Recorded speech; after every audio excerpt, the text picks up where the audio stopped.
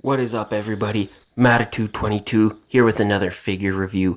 Today we're going to be looking at the Marvel Legends Warlock Build-A-Figure Wave Sunfire figure.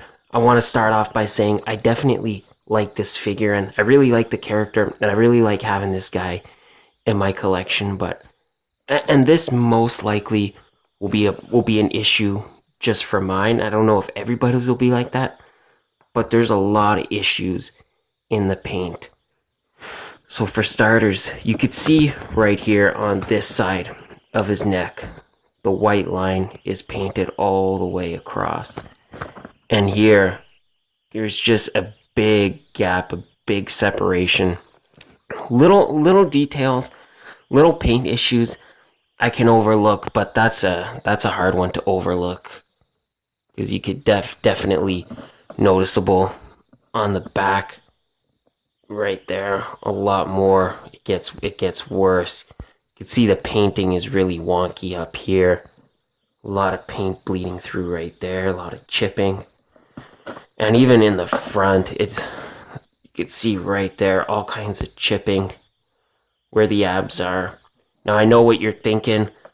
Okay, well maybe you were just playing around with him a lot and there was some chippings happen. Sometimes that happens. No, I did not play with this guy around at all.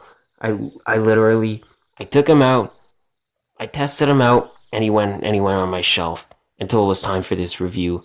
That's about it. So the issues, he basically came that way. There's another issue. The head pops off way easier than it should. When I got this guy in package, the head was not even attached in the package.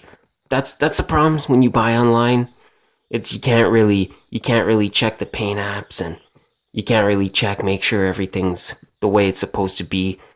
The head thing is not an issue. The paint is overall, it's not even too bad, but it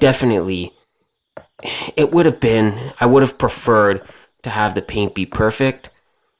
Not even just perfect, but even if it was like 50% good, I feel like it's pretty bad. But overall, looking at the head sculpt, it does look really nice. I really like the gold paint they used for the top of the head and on the side. All that looks really nice.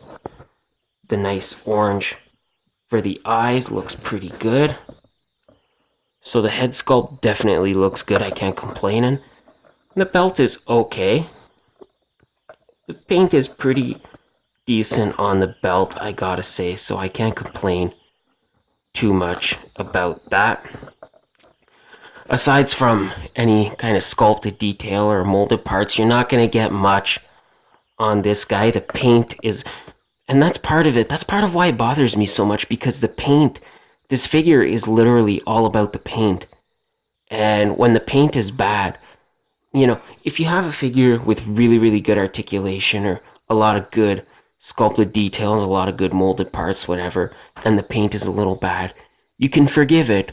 Or if the sculpted details, there's not as much, but the paint is really nice, it's forgivable. But with this, it's kind of the worst, because the no sculpted on details, no molded details, nothing like that, and the paint is wonky. So that definitely brings this guy down a bit. But overall, looking at his articulation, his head moves all the way around, so you get no problem with side to side. Up, he looks pretty, that's about as far as I can get him without his head popping off. Down, he looks pretty far, so that's not bad. Oh, that side doesn't want to go on. For the shoulders, you have your standard ball peg joint, which works fine, and you also have these nice butterfly joints. This guy's definitely on the all new, all different Spider-Man 2099 body, so that is definitely nice to have. You could, for posing and displaying. You got the upper arm rotation, and that moves all the way around. Double jointed elbows works pretty good, and a lot of the fire on the arm looks pretty good. Can you see it? It's hard. I know it's hard to see with this one. but the fire around the forearms looks good. As far as the wrist, you have a wrist hinge, wrist rotation, ab crunch. He looks down this far, and he looks up this far. Waist twist, just ratchet it, and it works pretty good. The belt does a nice job of hiding it, so it won't look as bad if you kind of turn it to his side. So that is nice. Hips move out about, for mine, they move out about this far, that far forward, and not much backwards. Upper leg rotation is pretty good. Double jointed knee. Same thing here, the fire painted around his lower leg. On the ankle area looks really good.